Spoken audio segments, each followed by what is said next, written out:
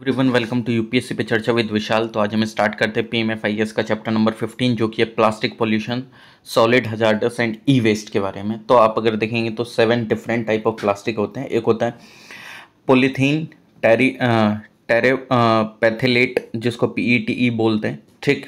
एक होता है एसटीपीई। अगर पीईटी का देखें तो ये एक तरीके से ओके सिंगल यूज़ एप्लीकेशन है इसका, वाटर बोटल्स वगैरह में जार या कैप्स बनाने में यूज़ होता है। दूसरा एसडीपी हाई डेंसिटी पॉलीथीन, ये रिलीजेस करती है वर्चुअली नो केमिकल, ये जस्ट लाइक जैसे शैम्पू बोतल वगैरह ग्रोसरी बैग्स वगैरह में यूज़ होते हैं। एक होता है पॉली विनाइल क्लोराइड जो कि रिलीज करता है 2 टॉक्सिक केमिकल, ये क्लीनिंग प्रोडक्ट वगैरह शीटिंग्स में यूज़ होता है। फिर होता है लो डेंसिटी पॉलीथीन जो कि एक रिस्क है, एक लीचिंग केमिकल्स, ये ब्रेड बैग से प्लास्टिक फिल्म्स को बनाने में यूज़ होता है। फिर होता है पॉलीप्रोपिलीन जो कि रिलेटिवली सेफ है एंड ये मेल्ट नहीं होती जिस टाइम पे हीट होती है। योगर्ट कप वगैरह, स्ट्रॉ हैंगर्स वगैरह बनाने में यूज़ होता है। फिर आपका पॉलीस्ट्रीन जो कि ओके है सिंगल यूज़ करने के लिए बट रिलीज करता है कार्सिनोजेंस जिस टाइम पे हीट कर दिया जाता है। एंड ये take away and hard packaging toys बनाने के लिए यूज़ होते हैं। फिर है अदर जस्ट लाइक जो most dangerous forms of plastic होती है जस्ट लाइक बेबी बोटल्स वगैरह, नाइलॉन सीडीएस वगैरह बनाने में ये जो डिस्क वगैरह होती थी।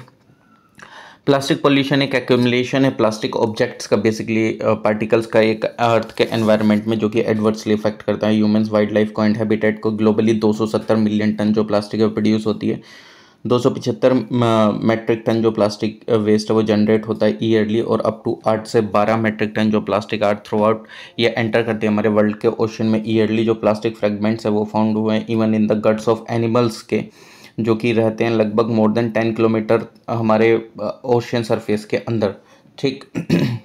Micro plastic, microbeads and nano plastic. Micro plastic जो कि एक शेड्स होती है प्लास्टिक की जो कि लेस देन होती है कितने 5 mm से कम की होती है लेंथ में, बट लार्जर होती है 1 माइक्रोमीटर से। एंड ये ऑफन स्मॉलर होते हैं देन टिनिएस्ट ग्रेन से, सेंट के और fraction of the weight of human air जो हमारा होता है उससे भी, ठीक। एंड ये आते हैं हमारे अलग अलग सोर्सेज से इंक्लूडिंग जैसे ये ब्रेक डाउन होता है लार्ज प्लास्टिक डेब्रीज का। माइक्रो प्लास्टिक यूज होती है कॉस्मेटिक में, पर्सनल केयर प्रोडक्ट में, इंडस्ट्रियल स्क्रबर्स में, माइक्रोफाइबर्स में, टेक्सटाइल के एंड वर्जिन रेजिन्स पैलेट्स में जो कि यूज़ होते हैं प्लास्टिक मैन्युफैक्चरिंग प्रोसेस में। जो अलग अलग सेवरल स्टडीज़ जो कि स्टैब्लिश्ड हुई जो कि प्रेजेंस बता दी हमारे माइक्रो प्लास्टिक के ग्राउंड वाटर में। एक स्टडी एस्टिमेट करते हैं कि जो एवरेज ह्यूमन है वो मतलब कितना कंज्यूम करता है, एटलीस्ट 50,000 माइक्रो प्लास्टिक फूड में एवरी ईयर। और जो इम्पैक्ट है टेनी मैरीन ऑर्गेनिज्म का वो सिग्निफिकेंट है सिंस देयर इंजेक्शन लीव्स जो कि स्टार्व करते हैं, इफेक्ट करते हैं मैरीन फूड वेब को। माइक्रोबीट्स अगर देखा जाए तो ये ग्रेटर देन होते हैं 0.1 माइक्रोमीटर एंड 5 mm से कम, और ये काफ़ी ज़्यादा टिनी पीसेस होते हैं प्लास्टिक के। और अगर आप देखेंगे तो बेसिकली ये एडिड होते हैं तो हेल्थ एंड ब्यूटी प्रोडक्ट्स में सच एज कुछ क्लींजर में, टूथपेस्ट में। And one of the main contribution जो माइक्रोबीट पोल्यूशन को वो is not manufactured microbead but ये रेगुलरली प्लास्टिक वेस्ट है 90% of which are not recycled, यानी कि रिसाइकिल नहीं होते माइक्रोबीट्स, ठीक। ये क्वेश्चन आप देख लीजिएगा यूपीएससी 2019 का, ये तो वैसे मैं पीवाईक्यू की सीरीज में भी कराती हूँ। WHO माइक्रो प्लास्टिक जो कि ड्रिंकिंग वाटर है बट ये हेल्थ रिस्क नहीं है। In its first report into the effect of micro plastic on human health, WHO ने कुछ लेवल बताए थे माइक्रो प्लास्टिक के ड्रिंकिंग वाटर में जो कि डेंजरस नहीं है ह्यूमंस के लिए। तो WHO ने बोला कि जो माइक्रो प्लास्टिक लार्जर देन होती है 150 माइक्रोमीटर से ये एब्जॉर्ब नहीं करी जाती ह्यूमन बॉडी के द्वारा, बट जो चांस है एब्जॉर्ब करने का वेरी स्मॉल माइक्रो प्लास्टिक्स का एंड नैनो साइज प्लास्टिक का वो काफ़ी ज़्यादा है। माइक्रो प्लास्टिक जो होती है ह्यूमन बॉडी में, पहली बार जो माइक्रो प्लास्टिक पोल्यूशन है वो डिटेक्ट हुआ था ह्यूमन ब्लड के अंदर में। जो ब्लड सैंपल हैं वो कंटेन करते हैं पीईटी प्लास्टिक, पॉलीस्ट्रीन एंड पॉलीइथिलीन। जो पार्टिकल्स हैं वो ट्रैवल करते हैं अराउंड द बॉडी एंड ये हमारे ऑर्गन्स में भी चले जाते हैं बेसिकली। एंड ये देखा गया कि जो माइक्रो प्लास्टिक है वो लैच करते हैं on to the outer membranes पे रेड ब्लड सेल्स की, एंड ये लिमिट करती है अपनी एबिलिटी को ट्रांसपोर्ट करने की ऑक्सीजन की, उनकी लिमिट कर देती है, मतलब वो ऑक्सीजन नहीं ट्रांसपोर्ट कर पाते अच्छे तरीके से सेल्स वगैरह जो रेड ब्लड सेल्स वगैरह होते हैं। और जो पार्टिकल्स है जो कि मिलते हैं इनमें फाउंड ये प्लेसेंटा में भी देखने को मिले हैं प्रेग्नेंट वुमेन की। तो आप समझ सकते हैं कि एक नवजात शिशु के लिए कितना ज़्यादा हानिकारक हो जाता है। नैनो प्लास्टिक जो कि एक टिनी प्लास्टिक पार्टिकल है जो कि स्मॉलर होते हैं देन 1000 नैनोमीटर के। 1 नैनोमीटर इक्वल होता है 1 मिलियंथ के 1 मीटर के।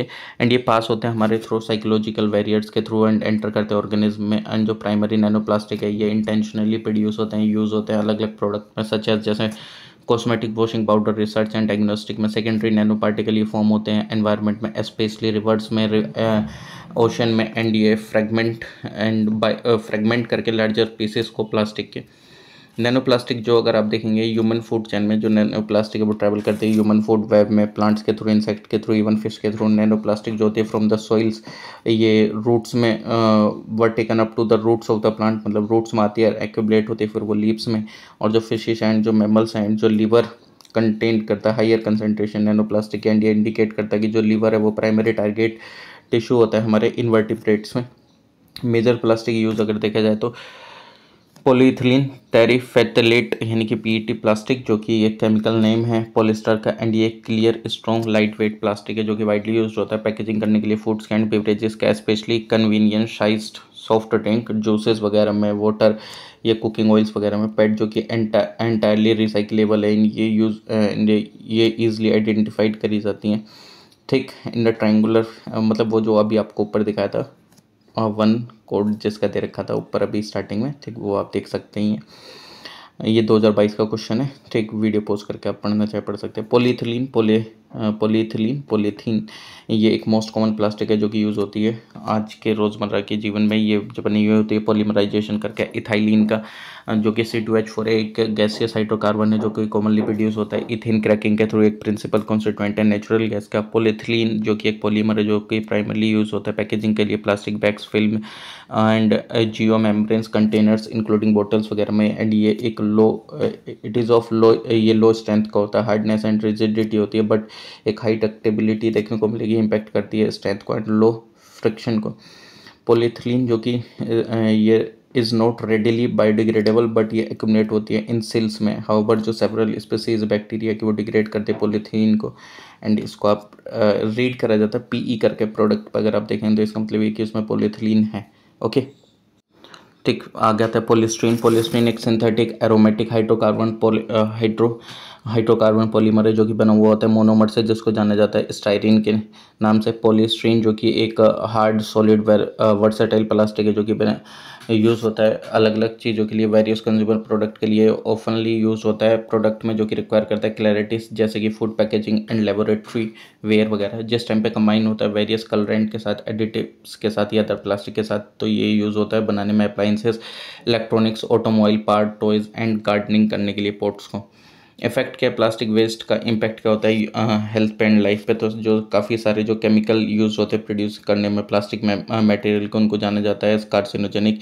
ये इंटरफेयर करते हैं विद द बॉडी के जो एंडोस्ट्राइन सिस्टम, एंड ये इसकी वजह से causing developmental, reproductive, neurological and immune disorder देखने को मिलेगा ह्यूमंस में एंड वाइल्ड लाइफ में। डायोक्सिन जो कि हाईली कार्सिनोजेनिक टॉक्सिन होता है एंड जो बाई प्रोडक्ट होता है प्लास्टिक मैन्युफैक्चरिंग प्रोसेस का ही वन ऑफ द केमिकल, जो कि इज बिलीव टू बी, ये पास होता है ऑन थ्रू ब्रेस्ट मिल्क से इन्फेंट को, यानी कि शिशु को ब्रेस्ट मिल्क के थ्रू ये ट्रांसफ़र होता है। प्लास्टिक डिस्टर्ब करते हैं सॉइल माइक्रोब एक्टिविटी को, एज मतलब काफ़ी साल ले लेती है, सेंचुरीज ले लेती है डिकम्पोज होने में। जो टेरेस्ट्रियल एंड एक्वाटिक एनिमल है मिसअंडरस्टैंड करते हैं प्लास्टिक गार्बेज को एज फूड आइटम समझ के वो उसको चबा जाते हैं, और फिर उनकी वजह से उनकी डेथ भी हो जाती है।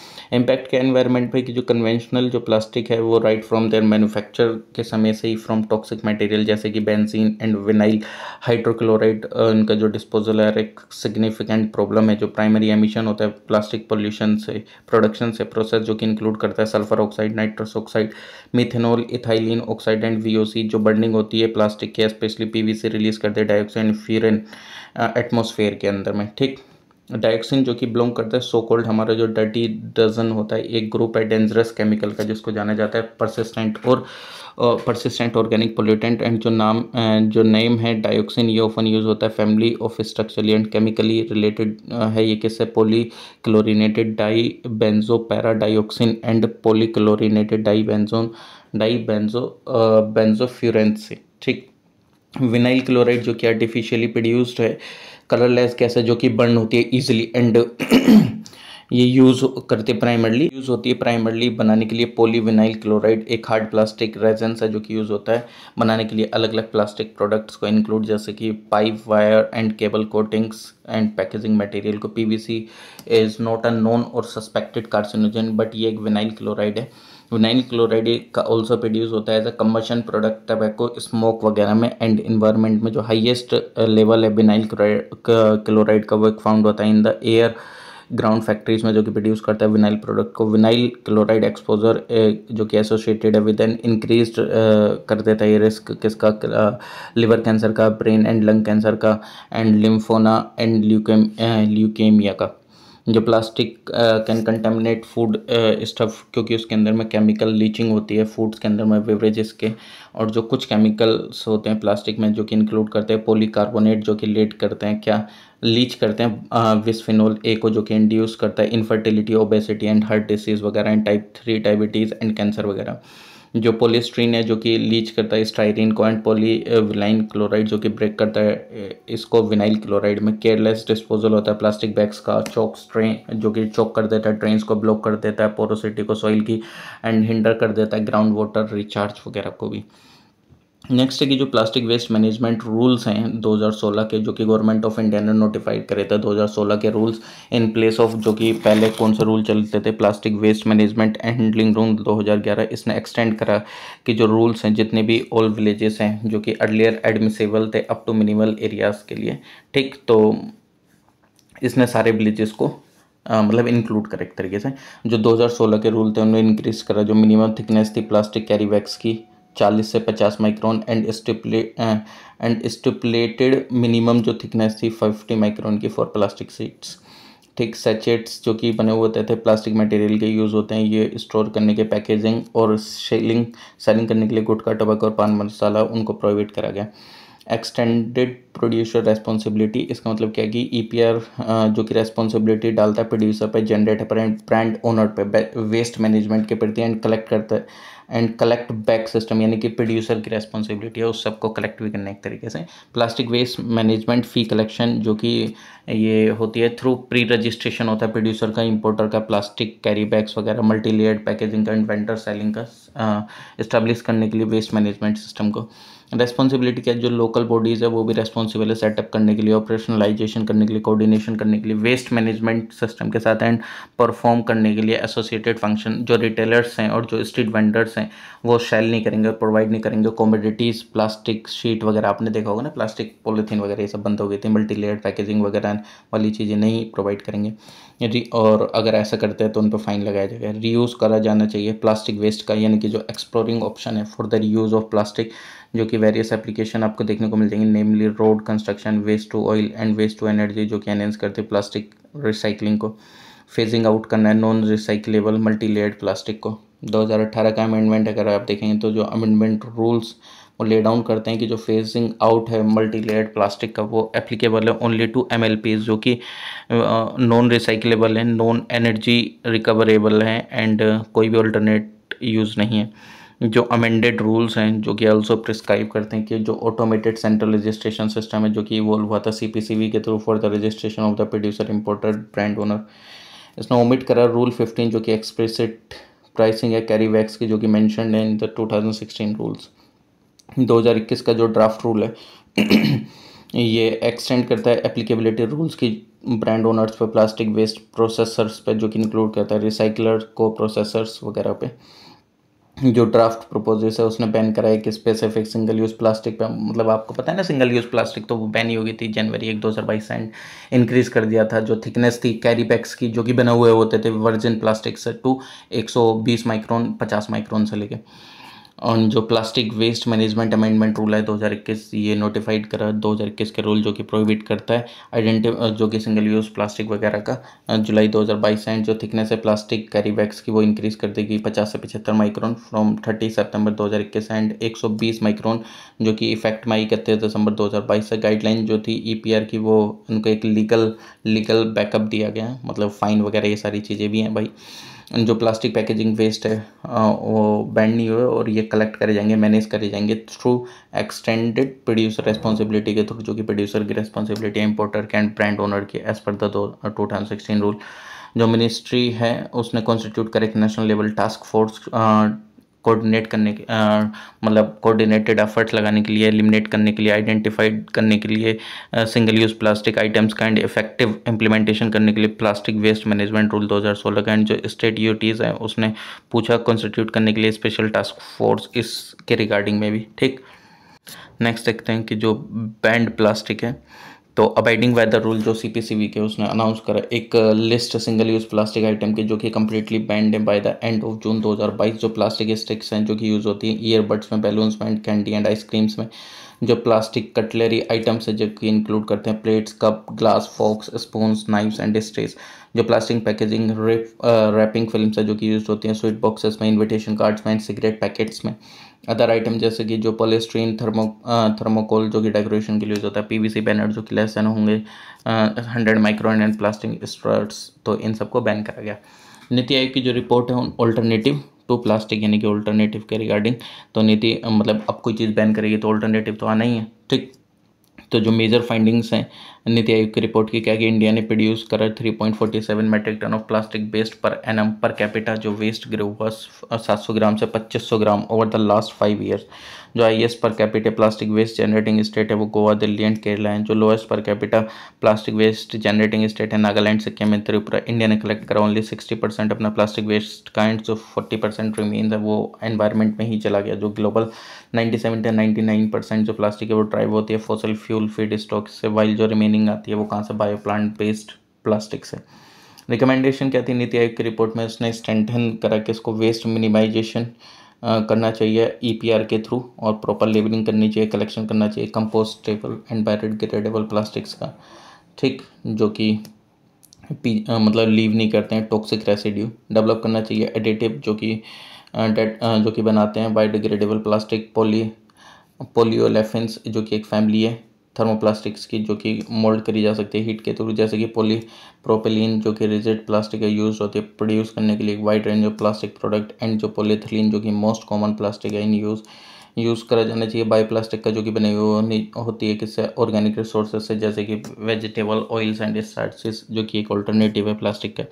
इंक्रीज करी जानी चाहिए ट्रांसपेरेंसी का डिस्क्लोज करने में वेस्ट जनरेशन, कलेक्शन, रिसाइकलिंग और scientific disposal to bring accountability. And stop करना चाहिए ग्रीन वॉशिंग का जो कि प्रोसेस है कन्वीन करने में मिसलीडिंग इन्फॉर्मेशन कि किस तरीके से कंपनी प्रोडक्ट है वो इन्वायरमेंटली साउंड करते हैं एक तरीके से, मतलब वही ग्रीन वॉशिंग करते हैं ना, उल्टा सीधा बता दिया कि हाँ भाई साहब ये काफ़ी अच्छा है हमारा प्रोडक्ट एनवायरनमेंट वगैरह के लिए भी। ठीक, तो ये 2022 का क्वेश्चन दे रखा है, वीडियो पोस्ट करके आप इसको देख सकते हैं। ऑल्टरनेटिव क्या टू प्लास्टिक जस्ट लाइक जैसे ग्लास सेफेस्ट है, ये पैकेजिंग करने के लिए food and liquid and cost effective है, ड्यूरेबल एंड रिसाइक्लेबल है। बैगास जो कि बनी हुई थी पल्प से, शुगर केन के और बीट से जो कि कंपोजिटेबल एंड इको फ्रेंडली है। बायो प्लास्टिक जो कि प्लांट बेस्ड प्लास्टिक है जो कि यूज़ होती है फूड पैकेजिंग में। नेचुरल टेक्सटाइल जो कि एग्जांपल है जस्ट लाइक जैसे कॉटन, वूल, हेम्प वगैरह। एडिबल सीवीड कप जो कि सीवीड जो कि ग्रो होती है up to 60 time faster than land based plants. Algae जो कि एल्गे ब्लेंडेड करती है इथिलीन विनाइल एकेटेट को जो कि ट्रांसफॉर्म करती है एयर एंड वाटर पोल्यूशन को। ठीक, ammonia phosphate and carbon dioxide को into plant biomass rich in proteins. Compostable plastic जैसे प्लांट और फॉसिल फ्यूल बेस्ड प्लास्टिक जो कि अंडरगो होती है डिग्रेडेशन में बायोलॉजिकल प्रोसेस, यील्ड करती है CO2 को, water, inorganic compound and biomass. And ये कोई भी लीव नहीं करते हैं toxic residue just like VSF Ecoflex. Plastic waste अगर आप देखेंगे तो रोड कंस्ट्रक्शन में जो पॉली ब्लेंड है जो कि एक फाइन पाउडर है recycled and modified plastic waste का, ये यूज़ होता है और बनाने के लिए फैब्रिक। एंड ये मिक्स होता है विद बिटुमिन जो कि यूज़ होता है ले करने के लिए रोड से। ये एनहेंस करता है बिटुमिन वाटर रेपेलेंट प्रॉपर्टीज़ को एंड हेल्प करता है इंक्रीज करने में रोड लाइफ को by factor of 3। Solid waste जो कि इंक्लूड करता है गार्बेज वगैरह जो होता है, construction debris, sludge from waste treatment जो कि plant and other discarded material होते हैं। ये कहाँ से आता है, industrial, commercial, mining and agricultural operations वगैरह से, and from household and public activities से। जो municipal solid waste test garbage जो कि एक सॉलिड वेस्ट टाइप है जो कि कंसिस्टिंग करता है एवरीडे आइटम्स लाइक जैसे paper, food waste, plastic, glass, metal, rubbers, leather, textile etcetera जो कि डिस्कार्डेड होते हैं बाय द पब्लिक। जो सोर्सेज क्या हैं सॉलिड वेस्ट के, जो इंडस्ट्रियल सॉलिड वेस्ट हैं जस्ट लाइक जैसे जो थर्मल पावर प्लांट है वो प्रोड्यूस करते हैं कोल ऐश, फ्लाई ऐश जो कि कॉन्क्रीट जो कि इंक्रीज करता है लाइफ को रोड्स की। ठीक, जो integrated iron and steel mills जो कि प्रोड्यूस करते हैं प्रोड्यूसिंग ब्लास्ट फर्नेस लाइक जो कि यूज़ होता है पोर्टलैंड सीमेंट में, concrete road and railway construction and soil conditioning में। नॉन फेरस इंडस्ट्रीज जैसे कि aluminium, copper and zinc producing जो कि red mud zinc producing red mud जो कि यूज़ होती है कंस्ट्रक्शन मटेरियल में, ब्रिक्स में, light weight aggregates, roofing tiles etcetera में। जो शुगर इंडस्ट्रीज है वो जनरेट करते हैं प्रेस मड जो कि यूज़ होती है as a soil conditioner, soil fertilizer. Pulp and जो पेपर इंडस्ट्री है प्रोड्यूस करते हैं लाइम मड जो कि यूज़ होती है ब्रिक्स में, सीमेंट में, waste water treatment and agriculture soils में। फर्टिलाइजर एंड अलाइड इंडस्ट्री जो कि प्रोड्यूस करते हैं जिप्सम को यूज़ होती है ट्रीट करने के लिए। सॉइल एल्कलिनिटी यूज़ होती है इन पोर्टलैंड सीमेंट में, प्लास्टर ऑफ पेरिस में। ओके, तो आज इस लेक्चर को यहीं पे एंड करते हैं। तो मतलब 20-20, 25-25 मिनट का अपन लेक्चर करते हैं। तो ये मैं जो पूरी PMFIS है इसको फिनिश कर दूंगा। बाकी अगर आपको सब्जेक्ट चाहिए तो वो भी आप कमेंट सेक्शन में कमेंट कर दीजिएगा। बाकी मैंने मैक्सिमम सब्जेक्ट कवर कर रखे हैं डायरेक्टली बुक से लाइन बाई लाइन, तो आप मेरे वो जाके देखिएगा। CSET तो मैंने बहुत ही ईजी वे में एकदम एक्सप्लेन करा है, मतलब आप कभी भूल ही नहीं सकते। ठीक है, तो इफ़ अगर आपको कोई भी सजेशन हो कमेंट सेक्शन में कमेंट करिएगा। बाकी थैंक यू एवरीवन, मिलते हैं नेक्स्ट लेक्चर में। Please like, share, comment and subscribe UPSC पे चर्चा विद विशाल।